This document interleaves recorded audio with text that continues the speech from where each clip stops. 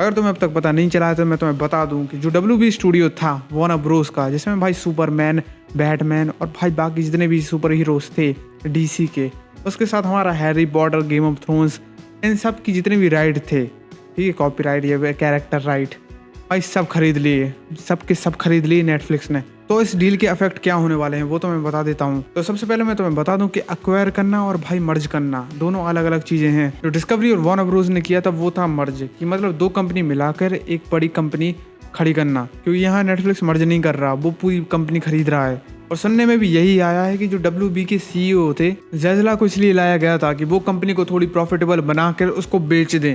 Netflix ने Warner Bros picture को खरीदा है, जिसका मतलब इसमें सुपरमैन, बैटमैन, बाकी जो DC के कैरेक्टर्स हैं, Harry Potter, game of thrones, इतनी भी और HBO की जितनी भी चीज़ें हैं उसके कैटलॉग सब भाई नेटफ्लिक्स के पास आ चुका है। लेकिन वार्नर ब्रोस का जितना भी टेलीकॉम था, न्यूज़ थी, वो वाली जो डिवीज़न था वो अभी भी उनके ही पास है, तो उन्होंने वो बेचा नहीं है। लेकिन कुछ ही टाइम में भाई 1-2 सालों में वो भी उसको बैंकरप्ट कर देंगे और डिक्लेयर करके भाई पैसे ऐंठ लेंगे वो भी वहाँ से। लेकिन अभी भी उनकी जो डील है वो पास नहीं हुई है। जो भी स्टॉक होल्डर्स हैं उनसे भी बात करनी पड़ेगी, गवर्नमेंट से अप्रूवल लेना पड़ेगा। और भाई जहाँ गवर्नमेंट आ जाती है वहाँ थोड़ा मामला पेचीदा हो जाता है, क्योंकि ट्रम्प भी चाहता है कि पैरामाउंट है वो भाई वार्नर ब्रोस खरीद ले, क्योंकि भाई उसके दोस्त है यार। सोच लो तुम्हारे अगेंस्ट में पूरा प्रेसिडेंट खड़ा है, तो फिर भाई क्या ही कर लोगे यार। तो अगर भाई नेटफ्लिक्स की डील साइन हो गई जैसे तैसे, तो भाई बहुत ही बड़ी बात हो जाएगी। लेकिन ये अच्छी बात भी है और बुरी भी। अच्छी बात ये है कि अगर पैरामाउंट खरीद लेता WB को, तो भाई जितने भी डायरेक्टर्स हैं, एक्टर्स हैं, जिन्होंने भाई गाजा और फ़लस्तीन के बारे में बात किया था, फ़लस्तीन को सपोर्ट किया था, भाई उड़ा देंगे, सबको ब्लैक लिस्ट कर देंगे, भाई कोई नहीं बचने वाला। यहाँ सबसे पहले भाई जो अपना डायरेक्टर है जेम्स गन, उसको निकालते। तो मतलब अच्छा हुआ उन्होंने नहीं मिला उनको।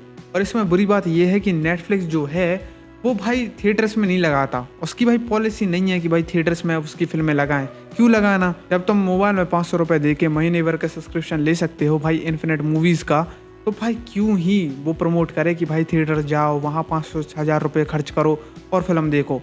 वो नहीं करता, उसकी पॉलिसी नहीं है भाई। अभी भी चाहे कुछ ही टाइम में उन्होंने भाई मूवीज़ रिलीज़ की हैं खुद की, जो ओरिजिनल थी, नाइव्स आउट ले लो, या फिर भाई फ्रैंकेनस्टाइन भी कुछ ही 1-आध हफ्ते के लिए भाई उन्होंने चुनिंदा स्क्रीन्स पे लगाई थी। लेकिन उस चीज़ से भाई डायरेक्टर खुश नहीं होते। तो जितने भी डायरेक्टर्स की गिल्ड है वो लोग जाकर नेटफ्लिक्स से बात करेंगे, जिसमें भाई नूरन भी आ जाता है, भाई जितने भी बड़े बड़े डायरेक्टर हैं वो सब आके बात करेंगे। तो भाई तुम जाओ फिल्म भाई थिएटर्स में लगाओ और थोड़े लंबे टाइम के लाने लगाओ। लेकिन अगर नेटफ्लिक्स ने वार्नर ब्रोस को खरीद भी लिया तो कम से कम 2 साल लग जाएंगे पूरा पेपर वर्क होने में और भाई चीज़ें स्टैब्लिश होने में।